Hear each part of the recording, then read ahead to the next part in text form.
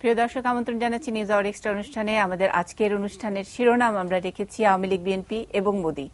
এই বিষয় নিয়ে আমরা কথা শুনবো। আমাদের সঙ্গে আছেন বিএনপি চেয়ারপারসনের উপদেষ্টা আমির খসরু মাহমুদ চৌধুরী, আছেন আওয়ামী লীগ নেতা ডক্টর আব্দুর রাজ্জাক এবং নিউজ টুডের সম্পাদক রিয়াজউদ্দিন আহমেদ। স্বাগত জানাচ্ছি আমাদের এই অনুষ্ঠানে। আমরা জানি যে ভারতের নির্বাচনের যে ফলাফল হয়েছে এবং ফলাফল নিয়ে নানা রকমের গবেষণা চলছে। আজকে আমরা দেখলাম যে আওয়ামী লীগের সাধারণ সম্পাদক তিনিও আজকে এই বিষয়ে নিয়ে মন্তব্য করেছেন এবং বিভিন্ন পত্রিকায় খবর এসছে যে কোনো কোনো ব্লকে আনন্দ, কোনো কোনো ব্লকে একটু হতাশা।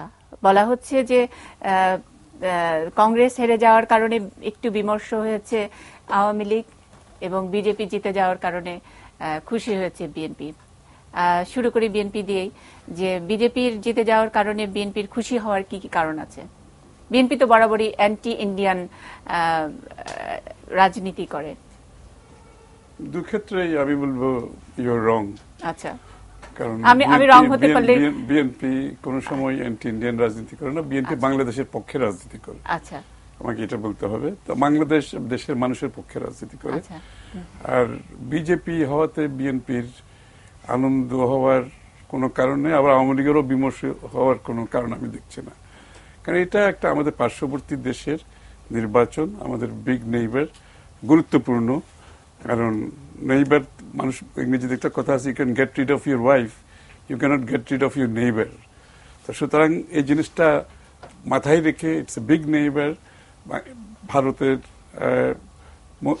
অভ্যন্তরে গণতন্ত্র থাকা এবং ভারতের সাথে বাংলাদেশের সুসম্পর্ক থাকা, এটা খুবই গুরুত্বপূর্ণ। সেই ক্ষেত্রে ভারতের নির্বাচন আমাদের জন্য গুরুত্বপূর্ণ।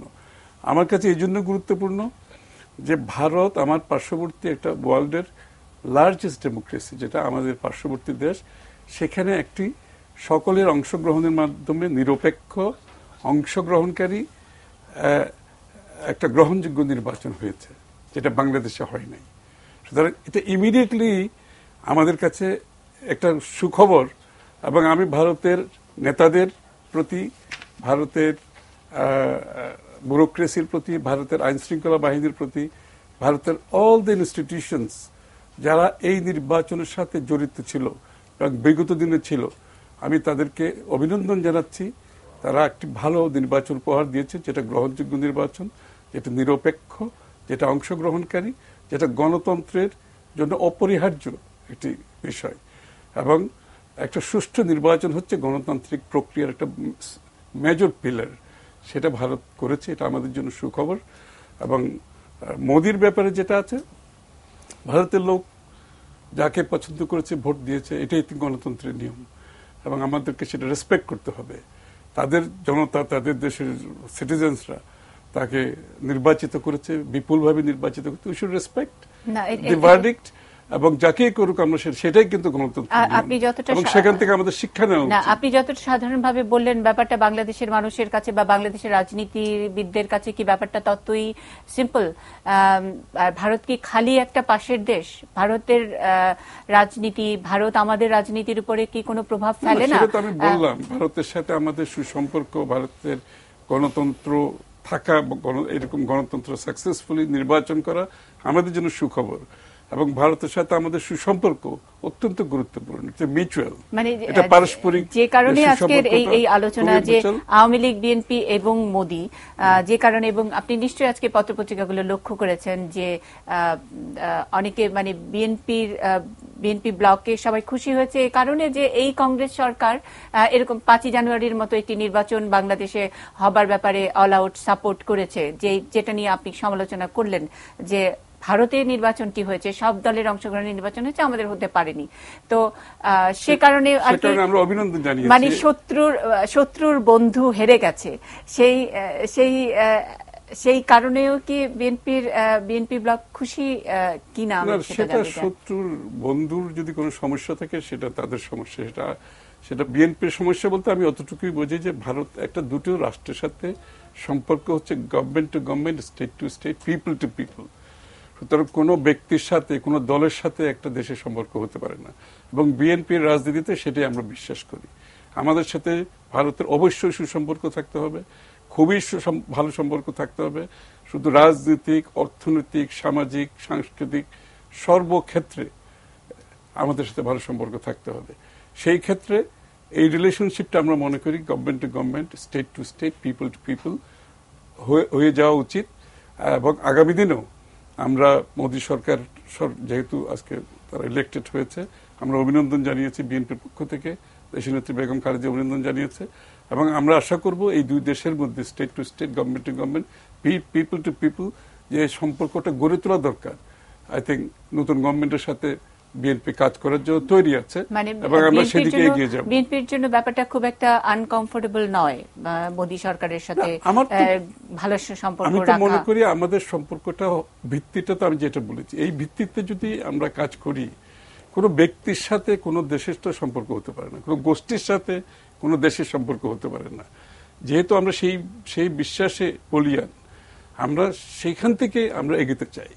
এবং ভারতের সাথে আজকে নতুন সরকার এসেছে, আমরা চাই মোদী সরকারের সাথে, বিজেপি এবং তাদের অ্যালায়েন্সের সাথে বাংলাদেশের একটা সুসম্পর্ক তাদের সরকারের সাথে। আমি কিন্তু দলের কথা বলছি না এখানে, বিজেপি যখন আমি বলছি দল বলছে না, যে তারা যে সরকার গঠন করবে সেটার সাথে বাংলাদেশের জনগণের স্টেট লেভেলে, গভর্নমেন্ট লেভেলে। আসলে ইন্টারেস্টিং যে আজকের আমরা শিরোনামটি রেখেছি যে বিজেপি কিন্তু বলিনি, আমরা বলেছি আওয়ামী লীগ, বিএনপি এবং মোদী।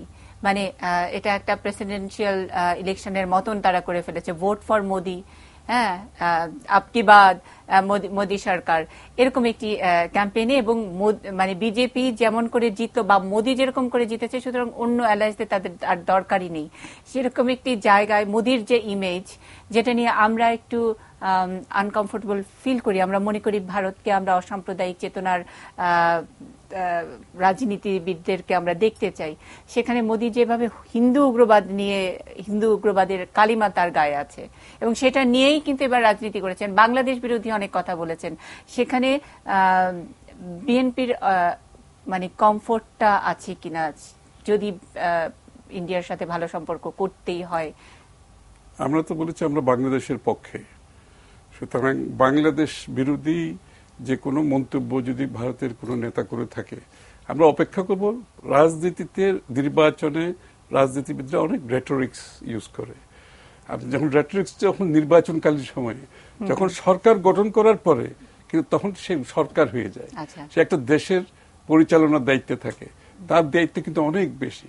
এবং শুধুমাত্র তখন তার দলের বিবেচনায় কিন্তু সরকার চালাতে পারে না কেউ, তার দেশের বিবেচনায়, দেশের মানুষের বিবেচনায় এবং দেশকে সামনের দিকে এগিয়ে নিয়ে যাওয়ার জন্য সেই বিবেচনায় সবাই দেশ পরিচালনা করে। সেখানে আমরা ওয়েট করব, দেখব যে আগামী দিনে এই যে নতুন সরকার গঠন হতে যাচ্ছে, সেটার বাংলাদেশের প্রতি তাদের যে অ্যাটিটিউড কি হয়, অ্যাপ্রোচ কি হয়, রিলেশনশিপ তারা কিভাবে চিন্তা করছে, এটা আমাদেরকে অপেক্ষা করতে হবে। এবং আমরা আশা করব যে ইলেকশনের যে রেটরিক্স, এটা একটা সরকার পরিচালনা, সেটা প্রতিফলন ঘটবে। মানে এটা তো মোদীর রেটরিক্সের কথা বললেন, যখন নাকি বিএনপি বলে যে আওয়ামী লীগ ক্ষমতায় আসলে ভারতের কাছে দেশ বিক্রি করে ফেলবে, সেটা কি রেটরিক্স নয়? সেটা তো যেটা একদিকে রেটরিক্স, সেটা আমরা আমার প্রমাণিত পেয়েছি বিভিন্নভাবে, সেটা আবার দীর্ঘ আলোচনা দরকার। বিক্রি করেছে কি করে নাই, সেটা আবার দীর্ঘ আলোচনার ব্যাপার। মানে আমার প্রশ্নটা যে আমার মনে হয় সেটা কি রেটরিক, মানে যখন নাকি এরকম প্রচার তো চলে, হ্যাঁ, সেটা কি রেটরিক অর্থে চলে নাকি মানে আপনারা রেটরিক্স, সেটা রেটরিক্স তো আমি বলি নাই। আচ্ছা, সেটা যে রেটরিক্স, সেটা তো আমি তো বলি নাই, সেটা তুমি বলছো রেটরিক্স। সেটা আমি আপনাকে জিজ্ঞেস করেছি যে যখন আপনারা বলেন যে এটা রেটরিক্স, না, সেটা তো অনেকটা প্রমাণিত হয়েছে, সেটা একটা দীর্ঘ আলোচনার ব্যাপার। সেটা তো আমরা দেখতে পেয়েছি গত 5 বছরে কি হয়েছে না হয়েছে ভারতের সাথে রিলেশনশিপে। আমরা কি পেয়েছি, ভারতকে আমরা কি দিয়েছি, তার বিপরীতে আমরা কি পেয়েছি। এবং বিভিন্ন অবস্থাতে এই সীমান্ত হত্যায় সরকারের অবস্থান আমরা দেখেছি, পানির ব্যাপারে আমরা সরকারের অবস্থান দেখেছি, যে ছিটমহলের ব্যাপার দেখেছি, সীমান্ত সিদ্ধান্তে আমরা দেখেছি, এবং ওভারঅল যে আমাদের পক্ষ থেকে যে সুবিধাগুলো দিয়েছে সেগুলো আমরা দেখেছি। তার বিপরীতে বাংলাদেশ কি পেয়েছে দেখেছি। এটা তো বিএনপির ব্যাপার, এটা আসলে সমস্ত দেশের মানুষের। আমি যে কথাগুলো বলেছি, এটা বাংলাদেশের মানুষের মধ্যে এই সংখ্যাটা কাজ করেছে, এখনো করছে। এবং জনগণের মধ্যে কিন্তু আপনি যদি এখানে যদি একটা জরিপ চালান, আপনি দেখবেন 80-90% মানুষের কিন্তু চিন্তা এটাই। এটা কিন্তু সব জায়গায় আলোচিত হচ্ছে। মানে 80-90% মানুষ মনে করে যে আমার মনে করে না যে এই সরকার ভারতের সাথে আমাদের যে রেসিপ্রোসিটির যে বিষয়গুলো ছিল সেখানে হ্যান্ডেল করতে পারে নাই, কিংবা তারা কোন ধরনের অন্য কোনো কারণে সেটা করে না। এটা তো একটা আলোচিত বিষয় বাংলাদেশে বর্তমানে। কিন্তু আবার ভারতের সাথে সম্পর্কের ব্যাপারে অনেক সময় বিএনপি ছেড়েই দেয়। যেমন আমি যদি মনে করতে পারি যে প্রথম আমি ঠিক 5ই জানুয়ারির নির্বাচনের কথা বলছি না, এর আগে আওয়ামী লীগ 2009 নির্বাচনের পরে দায়িত্ব নেবার পরপরই যখন প্রথম দিল্লি সফরে গেলেন এবং বেগম খালেদা জিয়া বলেছিলেন, তখন একটা একেবারে জনসভায় বলেছিলেন, ক্যাটাগরিক্যালি তার লাইনগুলো এরকম ছিল যে আপনাদের সাথে ভারতের সম্পর্ক ভালো, যদি আপনারা ওইভাবে তিস্তার পানি সেগুলো যদি আনতে পারেন তাহলে ফুল বিছিয়ে আপনাদেরকে সংবর্ধনা দিব, যদি না আনতে পারেন তাহলে কাটা চড়িয়ে দিব, সেরকম একটি কথা বলেছেন। তার মানে একটা ব্যাপার যে বিএনপি ছেড়েই দিয়েছে যে আমাদের সঙ্গে ভারতের সম্পর্ক অত ভালো না, আওয়ামী লীগের সঙ্গে আছে। এটা মোটেই এটা ঠিক নয়। কারণ হচ্ছে বিএনপির পক্ষ থেকে আমি মন্ত্রী থাকতে, আমি একটা এক্সাম্পল দিই, আমি মন্ত্রী থাকতে আমি ভারতের এফটিএ ফ্রি ট্রেড অ্যারেঞ্জমেন্টে আমি নেগোসিয়েশনের উদ্যোগ নেই। এটা কিন্তু বিএনপির বাইরেও কিন্তু অনেকে বলেছে আমরা ভারতীয় পণ্যের জন্য এখানে দুয়ার খুলে দিচ্ছে, আমাদের সব ইন্ডাস্ট্রিগুলো বন্ধ হয়ে যাবে। কিন্তু আসলে এফটিএ এর অর্থ সেটা না। এফটিএ হচ্ছে ভারত একটা advance developing country, Bangladesh LDC স্বল্প উন্নত দেশ। এই কনসিডারেশনটা মাথায় রেখে এখানে কিছু সুযোগ সুবিধার ব্যাপার আছে, যারা স্বল্প উন্নত তাদের পক্ষে কিন্তু অনেক সুযোগ সুবিধা দিতে হয়। কিন্তু সেখানে ইনিশিয়েটিভটা আমরা নিয়েছিলাম। সেখানে তার মানে ভারতের সাথে কিছু করতে গেলে বিএনপিও সমালোচনার মুখোমুখি পড়ে। আমরা যে বিএনপি সরকারও পড়েছে, মানে আপনি বাণিজ্য মন্ত্রী হিসেবে আমরা যখন মুক্তবাজার অর্থনীতির অধীনে যখন আমাদের ট্যারিফগুলো কমাই দিই, ভারতের পণ্য তো এখানে অনেকগুলো পণ্য এসেছে। তো বিএনপি যদি সেখানে তো বিএনপি চিন্তা করে না যে ভারতের পণ্য এখানে একটা বাজার পাবে, সেটা চিন্তা করে। বাংলাদেশের শিল্পের উন্নতির জন্য, বাংলাদেশের মানুষের জীবনযাত্রার মান উন্নয়ন করার জন্য যে নীতি আমরা করেছি, সেখানে যদি ভারত লাভবান হয় আমার অসুবিধা নাই। আমাদের কথা হচ্ছে আমরাও ভারতের যে নীতি তারা ফলো করবে, সেখানে যদি বাংলাদেশ লাভবান হচ্ছে কিনা সেখানে কিন্তু প্রশ্ন। এটা যদি একতরফা হতে থাকে তখনই কিন্তু বিতর্কটা উঠে আসে আর কি। কারণ বিএনপির পক্ষ থেকে আমাদের পানির হিস্সার জন্য আমাদের ছিটমহল, আমাদের বাউন্ডারি নির্ধারণ, বর্ডার কিলিং, ট্রেড ইস্যুস যেগুলো আছে, এগুলো বিএনপির পক্ষ থেকে উদ্যোগ নেওয়া হয়েছিল, বারবার কথা বলা হয়েছে এবং আমরা এখানে বলে যাচ্ছি এখনো। এবং তার বিপরীতে যে আমাদের যে মিউচুয়াল রেসপেক্ট এবং মিউচুয়াল আন্ডারস্ট্যান্ডিং এর পরিপ্রেক্ষিতে যে রিলেশনশিপটা হওয়া আছে, এবং বেগম খালেদা জিয়া যেই অভিনন্দন জানিয়েছে মোদীকে, সেখানে কিন্তু আমাদের পারস্পরিক কথাটা কিন্তু মেনশন করেছেন। মানে পারস্পরিক সম্পর্কের মাধ্যমে আমাদের আগামী দিনে এগিয়ে যেতে হবে এবং দুই পক্ষে এখানে আত্মসম্মান, পরস্পর রেসপেক্টের ভিত্তিতে আমাদের সুসম্পর্ক নিয়ে এগিয়ে যেতে হবে। মানে আমরা আশা করব যে ধরেন প্রণব মুখার্জি আসার পরে বেগম খালেদা জিয়া দেখা করতে যান নাই, কিন্তু মোদি আসলে দেখা করতে যাবেন। দেখা করতে যান নাই এটাও তো আবার ঠিক না। এটা হচ্ছে ওই দিন একটা হরতাল ছিল এবং হরতাল ভঙ্গ করে যাওয়াটা রাজনৈতিকভাবে সেটা সম্ভব ছিল না। অ্যাকচুয়ালি দেশনেত্রী বেগম খালেদা জিয়া কিন্তু প্রণব মুখার্জিকে দাওয়াতে দিয়েছেন কিন্তু বাংলাদেশে আসার জন্য। যদি বলি তো সরকারে নাই, কিন্তু বিরোধী দলের পক্ষ থেকে আসতে বলেছে। কিন্তু এমন সময়টা এমন ছিল, সেদিন একটি দেশে হরতাল। এখন তো আপনি জানেন তখন নির্বাচনকে সামনে নিয়ে দেশে একটি বড় ধরনের আন্দোলন চলছিল।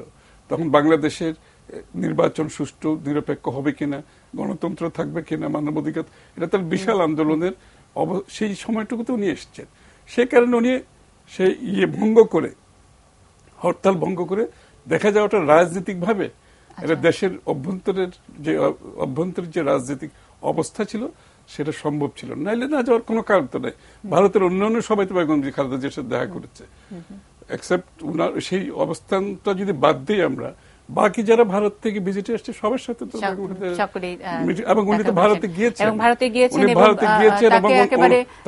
তাকে যে সংবর্ধনা দেওয়া হয়েছে মানে এক্স প্রাইম মিনিস্টার না, একেবারে প্রাইম মিনিস্টার, সিটিং প্রাইম মিনিস্টারের মতো সমান প্রটোকল তাকে দেওয়া হয়েছে।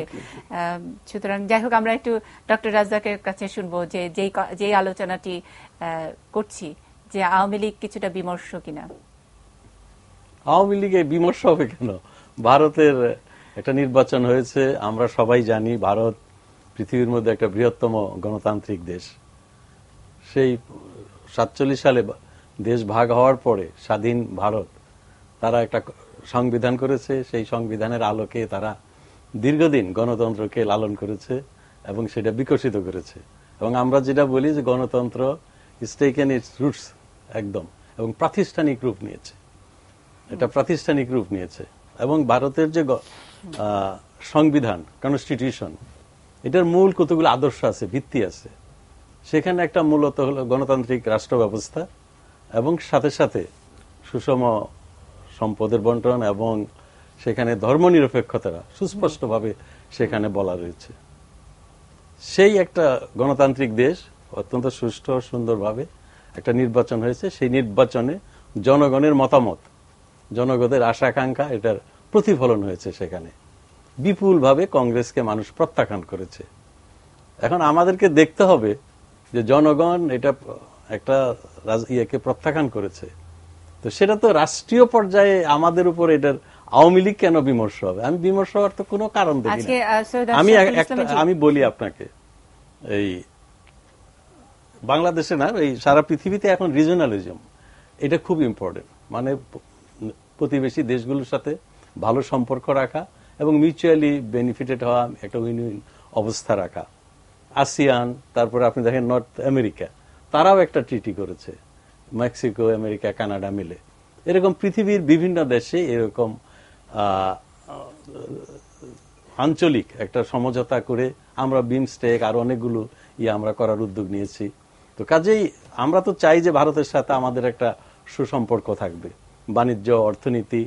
আর এখানে আরেকটু বেশি যে এই বাংলাদেশ যখন অল ইন্ডিয়া একটা দেশ ছিল, ভারত, পাকিস্তান, বাংলাদেশ মিলে, আমাদের মধ্যে অনেক কমনালিটিজ আছে সাংস্কৃতিক, সামাজিক ক্ষেত্রে, শুধু অর্থনৈতিক না, শুধু অর্থনৈতিক না বা বাণিজ্য না, তাছাড়াও সাংস্কৃতিক, সামাজিক ক্ষেত্রেও আমাদের মধ্যে, ভাষার ক্ষেত্রে অনেক মিল। আপনি হিন্দি ভাষা যদি দেখেন, বাংলার সাথে কমন ওয়ার্ড প্রচুর, কত পার্সেন্ট আমি জানি না, যারা সাহিত্যিক তারা বলতে পারবে, প্রচুর একই রকম শব্দ, খুব কাছাকাছি, আচার আচরণ, অনেক মিল আমাদের রয়েছে। কাজে প্রশ্ন হলো যে আমাদের আওয়ামী লীগ বিমর্ষ হবে কেন? ভারত কংগ্রেস একটা রাজনৈতিক দল। আমি আরেকটু বলি, আমি একই প্রশ্ন আপনাকে করতে চাই। 79 সালে দেশাই প্রধানমন্ত্রী হয়েছিল, কংগ্রেস তখন হেরে গেল। অনেকেরই ধারণা ছিল যে দেশাই প্রধানমন্ত্রী হয়েছে, সে ওয়েস্টার্ন ওয়ার্ল্ডের সাথে, ক্যাপিটাল, তখন তো পৃথিবী দুই ভাগে বিভক্ত, ক্যাপিটালিজম এর দিকে যাবে আর কি, আমেরিকা এবং প্রো ওয়েস্টার্ন এর দিকে ঝুঁকবে।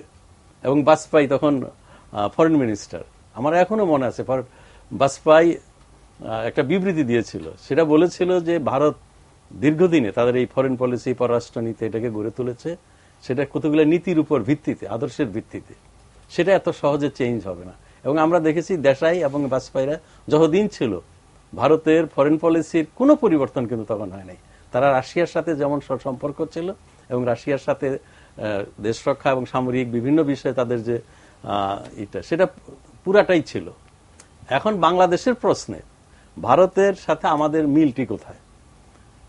যদি সংবিধান ধরেন, রাষ্ট্র ধরেন, এই প্রতিষ্ঠান, আমি শুধু বলছি যে গণতন্ত্রের নির্বাচনের প্রতিষ্ঠান না, এমনিও যে সামাজিক গণতন্ত্রের মূল্যবোধ চেতনা, এটা নির্ভর করে শুধু নির্বাচন এবং পার্লামেন্টের ভিতরে না, সমাজের প্রতিটি স্তরে, বিভিন্ন প্রতিষ্ঠানে, in all spheres of life, গণতন্ত্রের চেতনা, গণতন্ত্রের আদর্শ, মূল্যবোধ প্র্যাকটিসটা হয় কিনা, এটা আমরা চর্চা করি কিনা।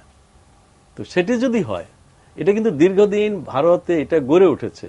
আমি মনে করি না যে, আমি বলছি ধর্ম নিরপেক্ষতার ভিত্তিতে এবং গণতান্ত্রিক মূল্যবোধের ভিত্তিতে যে দেশটি গড়ে উঠেছে, মোদি এসে রাতারাতি এটাকে চেঞ্জ করে দিতে পারবে। কংগ্রেসের সাথে আমাদের মিলটি কোথায়? কংগ্রেস ধর্মনিরপেক্ষতা বিশ্বাস করে, তারা অসাম্প্রদায়িকতা বিশ্বাস করে, তারা মনে করে রাষ্ট্র সকলের, এটা কোনো ধর্মের না। ভারত, এটা অনেকেই বলে হিন্দুস্তান, তার অর্থই না যে ভারত হিন্দুদের। ভারত হলো মুসলমান, খ্রিস্টান, সকলের জন্য, ধর্ম বর্ণ নির্বিশেষে সকল মানুষের জন্য। সেখানে বিজেপির সাথে কিছুটা কংগ্রেসের পার্থক্য রয়েছে, এবং সেখানে আওয়ামী লীগের সাথে আমাদের সাথে কংগ্রেসের অনেক মিল রয়েছে। আমরাও এটা মনে প্রাণে বিশ্বাস করি, এটা লালন করি।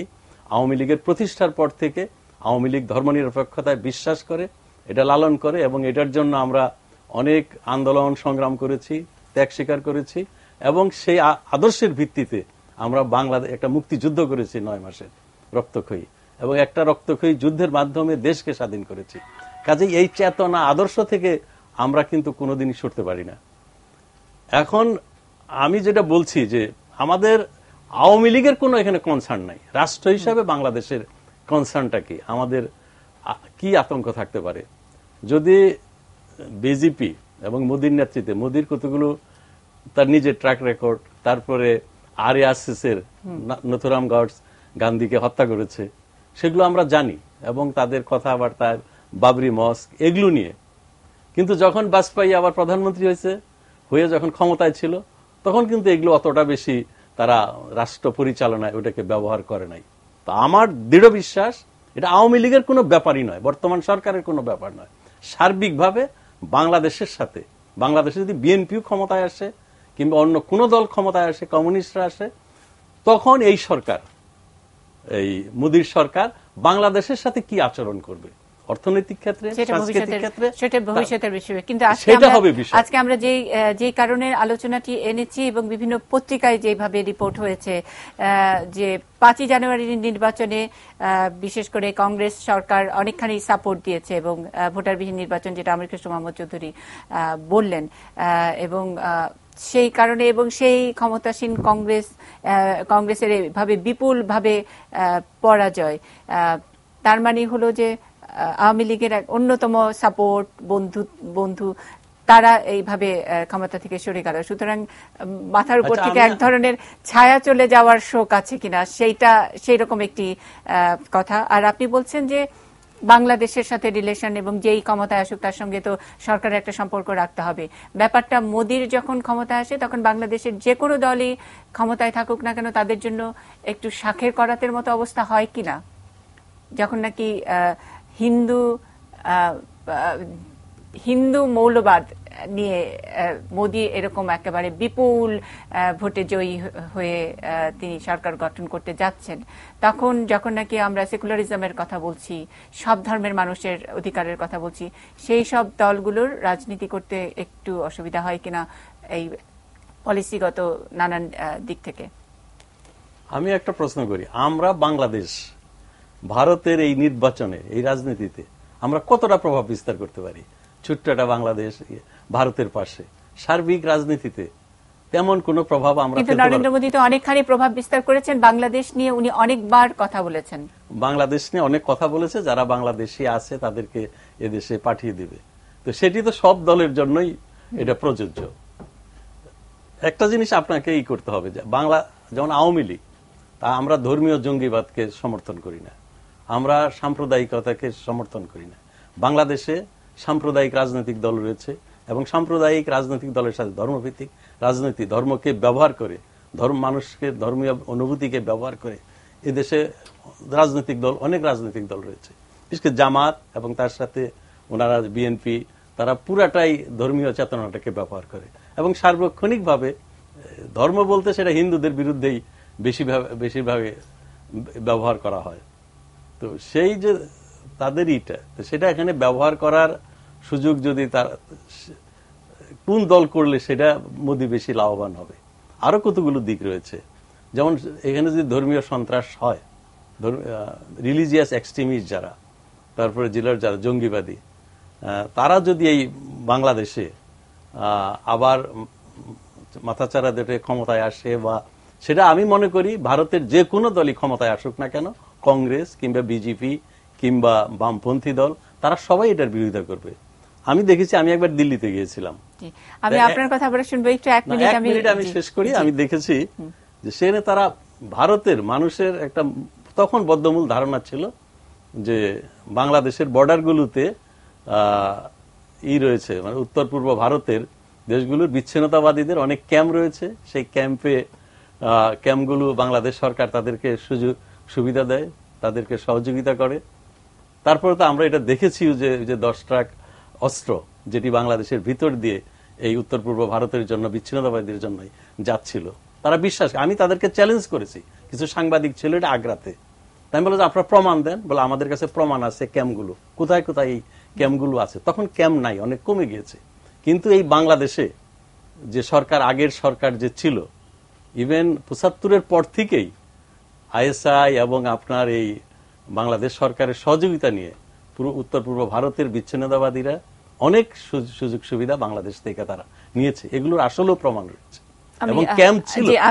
কাজে এটি মোদির জন্য যেমন হুমকি স্বরূপ, কংগ্রেসের জন্য, বামপন্থী সকল, ইন্ডিয়ার জন্য। কাজে সার্বিকভাবে রাষ্ট্রের ব্যাপার, এটি আওয়ামী লীগ বিএনপির কোনো বিষয় না। আচ্ছা, আমি আপনার কাছে একটু জানতে চাই যে যখন নাকি এরকম একটি হিন্দু উগ্র মৌলবাদী দলের উত্থান ভারতে হয়, তার পাশাপাশি ঠিক উল্টোটা ভাবা শুরু করে বাংলাদেশের মানুষ, এবং অনেকেই খুব আতঙ্কে এবং আশঙ্কায় থাকে যে তার বিপরীতে কি বাংলাদেশে যে আমরা যেই জঙ্গিবাদ আমরা দেখেছি বা যেই জঙ্গিবাদ আমরা আসলে চাই না, তারা কিছুটা উস্কানি পাবে কিনা? পাবে, এটা ডিপেন্ড করে মোদী সরকার গঠন করার পরে তাদের পলিসির উপর নির্ভর করে। আমরা অতীতে দেখেছি বিজেপি যখন ক্ষমতায় এসছে, ক্ষমতায় আসার আগে ইলেকশন রিটোরিক্স ছিল যে আমরা বাবরি মসজিদ ভেঙে দেব, ওখানে আমরা রাম মন্দির নির্মাণ করব। যখন সরকার গঠন করলো তখন তারা বলল যে তাদের এটা ছিল তাদের পার্টি ম্যানিফেস্টো। তারপরে বলল যে আমরা যখন অ্যালায়েন্সের গভর্নমেন্ট করছি, এনডিএ করছে, ন্যাশনাল ডেমোক্রেটিক অ্যালায়েন্স, সেইখানে তো এই এজেন্ডা নাই, এটাকে ড্রপ করে দিল। এটা ছিল ওদের পলিটিক্যাল ম্যানোভারিং। আমি মনে করি এইটা কিন্তু তাদের একটা বেসিক পলিসি। ইলেকশনে তারা হিন্দুত্ব নিয়ে কথা বলেছে, হিন্দু জাতীয়তাবাদ নিয়ে কথা বলেছে, কিন্তু উত্তরপ্রদেশে দেখেন 78% মুসলিম ভোট বিজেপি পেয়েছে, 78% ভোট পেয়েছে। তো এইগুলি কিন্তু, এবং মোদির প্রথম বক্তৃতা যেটা গুজরাটে, আমার ধারণা আপনি ছিলেন বোধহয় ওখানে, আমি বক্তৃতাটা কালকে শুনেছি, এবং সেখানে উনি বলেছেন যে সবাইকে নিয়ে ভারত চালাবো। এবং আজকে সন্ধ্যায় ভারতের একজন কূটনীতিকের সাথে আমার কথা হচ্ছিল, তিনি বললেন যে ভারত যদি ভারতের মতো না চালায়, বিজেপি যদি সবাইকে নিয়ে দেশ পরিচালনার পরিকল্পনা না করে, তাহলে ভারতই তো টিকবে না। ভারত এমন একটা হেট্রোজেনাস কান্ট্রি, এখানে সবাইকে ধরে রাখার জন্য অনেক বেশি বুদ্ধিমত্তা, অনেক বেশি স্যাগাসিটি, অনেক বেশি পলিটিক্যাল ম্যাচিউরিটির দরকার।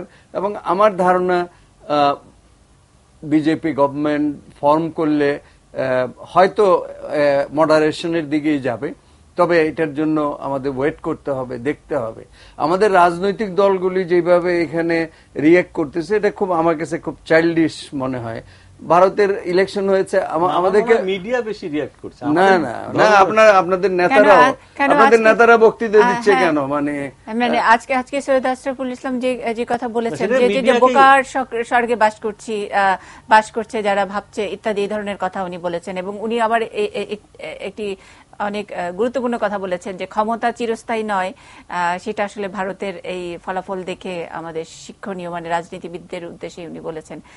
আপনি যেটা বলছিলেন রিয়াজউদ্দিন। না, আমি যেটা বলছিলাম যে আমাদেরকে তো একটু ওয়েট করতে হবে, একটু ধৈর্য ধরতে হবে। কি হয়, কি আসছে, কি ধরনের ক্যাবিনেট কম্পোজিশন হয়, এগুলিও তো দেখার ব্যাপার আছে। এখন মানে কম্পোজিশনের উপরে কি কোনো কিছু নির্ভর করে? অনেক কিছু নির্ভর করবে, কিন্তু একটা জিনিস মনে রাখবেন, অ্যাবসলিউট মেজরিটি পেয়ে যায় বিজেপির মতন একটি দল, তখন আর এই কম্পোজিশনে কি যায় আসে? মানে আমরা কি আশা করতে পারি যে কোনো মডারেট একটা কোনো, যেটা নাকি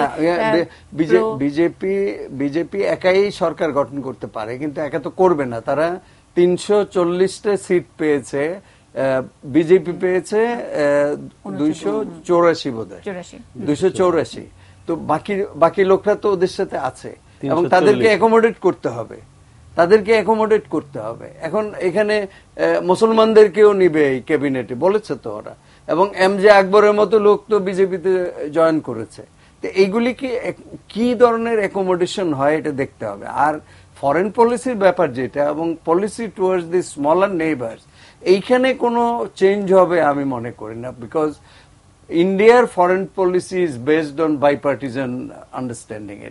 এখানে কিন্তু ওই কংগ্রেস এটা করছে বলে যে বিএনপি করছে, আওয়ামী লীগ এটা ফেলে দেবে, আওয়ামী লীগ করছে বিএনপি ফেলে দেবে, এই ব্লেম গেম ইন্ডিয়াতে নেই। ইন্ডিয়াতে কিন্তু এবং বলছে যে আজকে দেখেন মনমোহন সিং এবং সোনিয়া গান্ধী তারা কংগ্রেচুলেট করেছে বিজেপিকে ইলেকশন জেতার জন্য, এবং তারা মনমোহন সিং বলেছে জাতির উদ্দেশ্যে ভাষণ দিয়ে সারা জাতিকে বলেছে বিজেপি সরকারকে সমর্থন করার জন্য। এটা কি এখানে বলবে? বিএনপি বলবে না আওয়ামী লীগ বলবে? এইটা হলো এই যে তাদের উদার গণতান্ত্রিক দৃষ্টিভঙ্গি, এইটা বোধহয় এই মেসেজটা আমাদের নিলে সবচেয়ে উপকার হবে। ইনস্টিড অফ যে আমরা মনে হয় ভারতকে আমরা ভারত কার্ড ছাড়া বাংলাদেশের পলিটিক্স হবে না, এইটাই কিন্তু দুইটি বড় রাজনৈতিক দল তাদের রিঅ্যাকশনের মাধ্যমে অলরেডি প্রমাণ করে দিয়েছে যে ভারতের উপর আমরা নির্ভরশীল হয়ে ক্ষমতায় থাকবো বা ক্ষমতায় যাবো। আমি আপনার সঙ্গে একটু যোগ করতে চাই, শুধু ভারত নয়, এখানে কিন্তু চায়না এবং আমেরিকা একটা বড় ফ্যাক্টর, এবং এটা নিয়ে আমি একটু আলোচনা করতেই চাই।